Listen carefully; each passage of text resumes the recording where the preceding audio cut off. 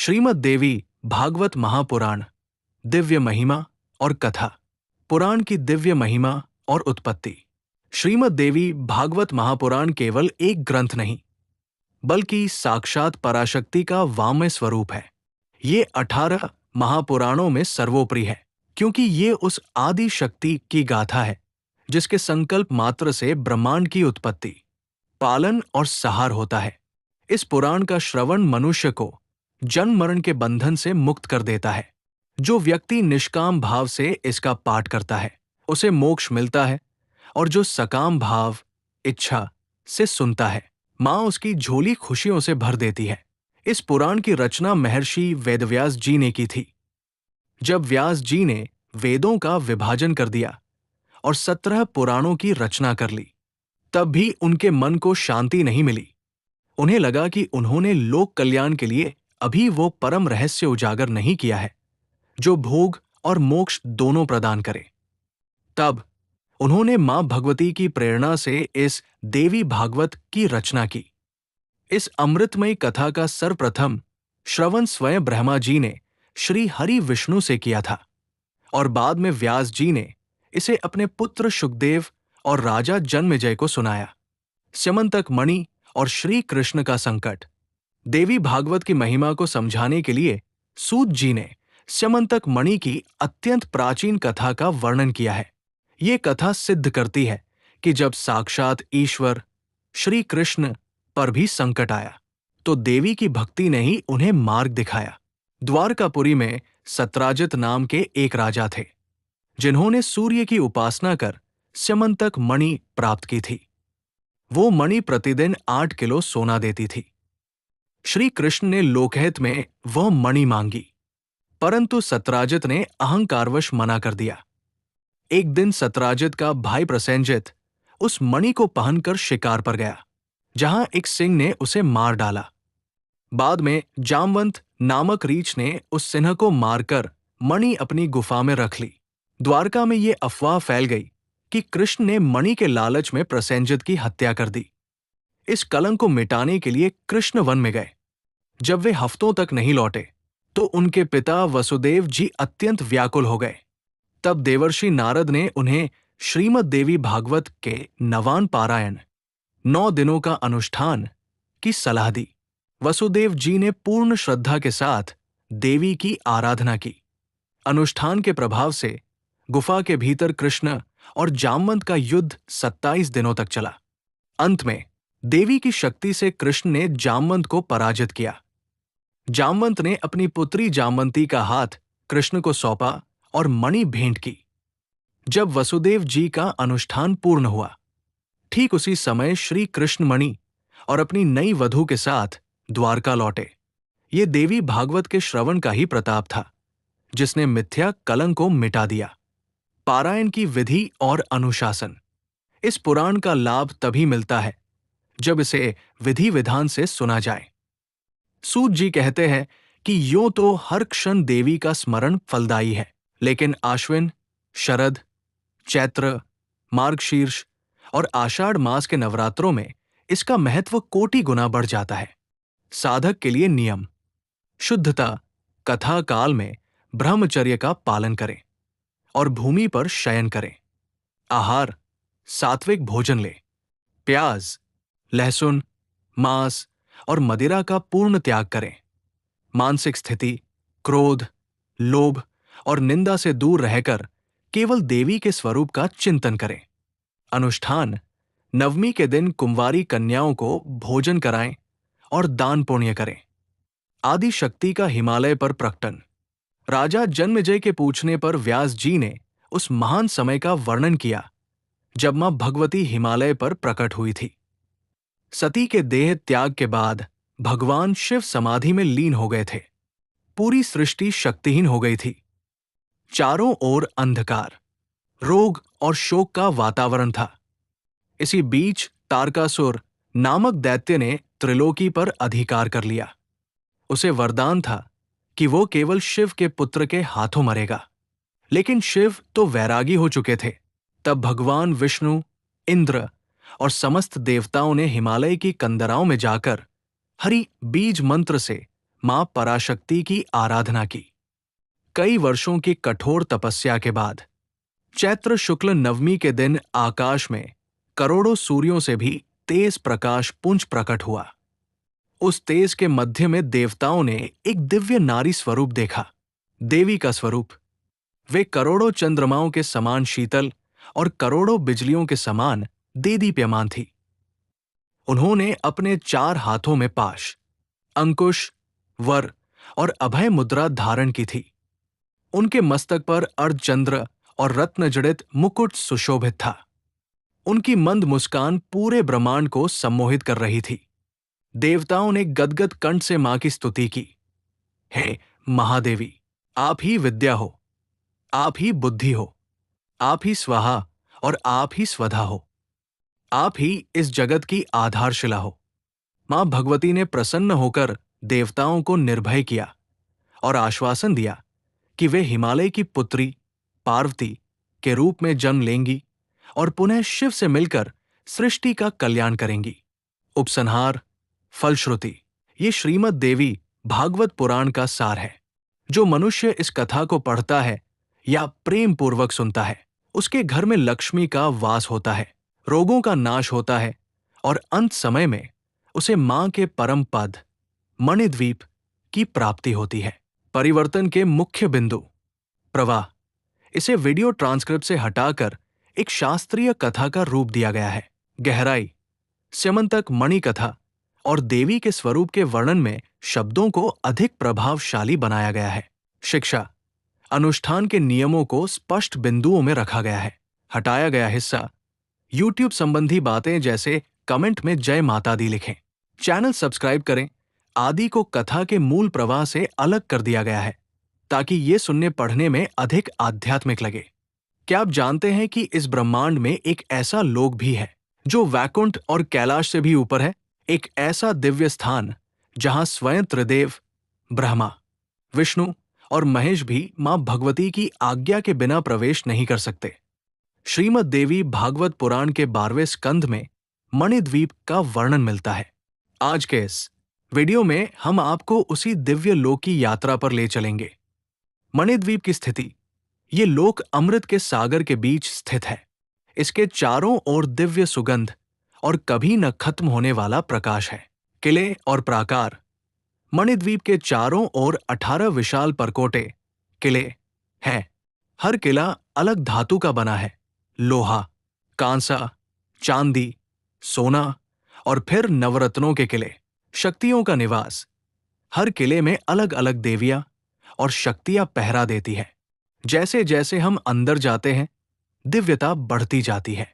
चिंतामणि गृह: सबसे केंद्र में मां भुवनेश्वरी का चिंतामणि गृह है। यहां मां भगवती रत्न जड़ित सिंहासन पर विराजमान है।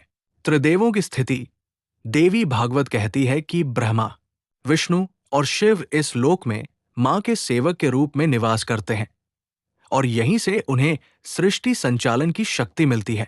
मणिद्वीप का ध्यान करने मात्र से मनुष्य के जन्मों के पाप कट जाते हैं। अगर आप भी मां के इस धाम की महिमा जानकर धन्य हुए हैं तो कमेंट्स में जय मां भुवनेश्वरी जरूर लिखें। जब त्रिदेवों को हुआ अपनी शक्ति का भ्रम। विषय: एक कथा जहां ब्रह्मा, विष्णु और महेश को पता चलता है कि असली शक्ति कौन है। अक्सर हम सोचते हैं कि सृष्टि ब्रह्मा जी ने बनाई, पालन विष्णु जी करते हैं और सहार शिव जी। लेकिन क्या इन तीनों के ऊपर भी कोई शक्ति है? देवी भागवत पुराण की एक अद्भुत कथा बताती है कि जब एक बार त्रिदेवों को अपनी शक्तियों पर गर्व हुआ तो मां आदिशक्ति ने उन्हें कैसे सत्य का दर्शन कराया। ब्रह्मांड की उत्पत्ति का रहस्य: कथा शुरू होती है जब प्रलय के बाद त्रिदेवों की उत्पत्ति हुई। वे एक दूसरे को नहीं जानते थे और खुद को ही सर्वशक्तिमान समझ रहे थे। दिव्य विमान का आगमन: अचानक एक दिव्य विमान आया और त्रिदेवों को उसमें बिठाकर अनंत ब्रह्मांडों की यात्रा पर ले गया। अनेक त्रिदेवों के दर्शन: विमान उन्हें अलग अलग ब्रह्मांडों में ले गया जहां उन्होंने देखा कि हर ब्रह्मांड में अलग ब्रह्मा, विष्णु और शिव काम कर रहे हैं। उनका अहंकार चूर चूर हो गया। स्त्री रूप में परिवर्तन: जैसे ही वे मणिद्वीप पहुंचे, त्रिदेवों का रूप बदलकर स्त्रियों जैसा हो गया। वहां उन्होंने मां जगदम्बा के दर्शन किए और समझा कि वे केवल मां के यंत्र हैं। ये कथा हमें सिखाती है कि अहंकार पतन का कारण है और परम सत्य केवल वो आदि शक्ति ही है। ऐसी और भी आध्यात्मिक कथाओं के लिए हमारे चैनल से जुड़े रहें। नवरात्रि का वास्तविक रहस्य और विज्ञान। विषय: देवी भागवत के अनुसार नवरात्रि क्यों मनाई जाती है और इसका क्या लाभ है। नवरात्रि साल में 2 बार मुख्य रूप से क्यों आती है? क्यों हम 9 दिनों तक उपवास रखते हैं? देवी भागवत पुराण में इन 9 रातों को नवान यज्ञ कहा गया है। आज हम जानेंगे नवरात्रि के पीछे का आध्यात्मिक और वैज्ञानिक रहस्य। ऋतु परिवर्तन का विज्ञान। चैत्र और आश्विन मास में ऋतु बदलती है। इस समय शरीर की प्रतिरोधक क्षमता कम होती है। उपवास और साधना से हम खुद को शारीरिक और मानसिक रूप से मजबूत करते हैं। 9 अंक का रहस्य। सनातन धर्म में 9 फीट का अंक पूर्णता का प्रतीक है। मां के 9 रूप हमारे जीवन के 9 अलग अलग पहलुओं, ज्ञान, धन, शक्ति, क्षमा आदि को नियंत्रित करते हैं। श्रीमद् देवी भागवत का पाठ। इन 9 दिनों में इस पुराण को सुनने से वाजपेयी यज्ञ के समान फल मिलता है। नवान मंत्र: हरि क्ली चामुंडाय विच्चे। इस मंत्र की शक्ति और नवरात्रि में इसके जाप का महत्व बताएं। अगली नवरात्रि में केवल व्रत न रखें, बल्कि मां के ज्ञान को भी अपने जीवन में उतारें। जय माता दी। हिंदू धर्म के 18 पुराणों में श्रीमद् देवी भागवत महापुराण का स्थान अत्यंत विशिष्ट है। जहां अन्य पुराणों में त्रिदेवों ब्रह्मा, विष्णु, महेश की महिमा का वर्णन है, वहीं ये महापुराण आद्याशक्ति भगवती दुर्गा को ब्रह्मांड की सर्वोच्च सत्ता के रूप में प्रतिष्ठित करता है। ये ग्रंथ न केवल भक्ति मार्ग का दर्शन कराता है, बल्कि ज्ञान, वैराग्य और शक्ति के अद्भुत संगम को भी प्रस्तुत करता है। इसमें 12 स्कंद, 318 अध्याय और 18,000 श्लोक है।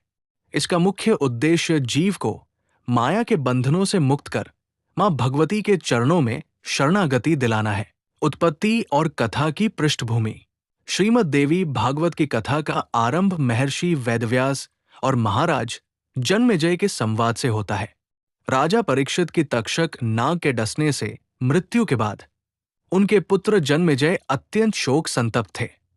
उन्होंने अपने पिता की सद्गति और स्वयं की शांति के लिए महर्षि व्यास से प्रश्न किया। व्यास जी ने उन्हें बताया कि इस संसार में शक्ति ही सर्वोपरि है। ब्रह्मा, विष्णु और शिव भी उसी पराशक्ति की कृपा से अपने कार्यों का संचालन करते हैं। जन्मेजय की जिज्ञासा शांत करने के लिए व्यास जी ने उन्हें देवी भागवत सुनाना प्रारंभ किया। ब्रह्मांड की उत्पत्ति और त्रिदेवों का मोह। देवी भागवत के अनुसार सृष्टि के आरंभ में केवल आद्याशक्ति ही विद्यमान थी।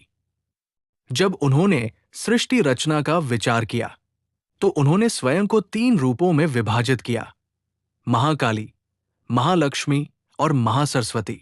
एक कथा के अनुसार जब ब्रह्मा, विष्णु और शिव को अपनी शक्तियों का अहंकार होने लगा, तब मां भगवती ने उन्हें एक दिव्य विमान में बैठाकर ब्रह्मांड का भ्रमण कराया।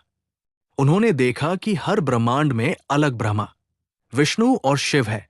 अंत में उन्होंने मनद्वीप, देवी का निवास स्थान के दर्शन किए, जहां उन्होंने देखा कि मां जगदम्बा एक रत्न जड़ित सिंहासन पर विराजमान है।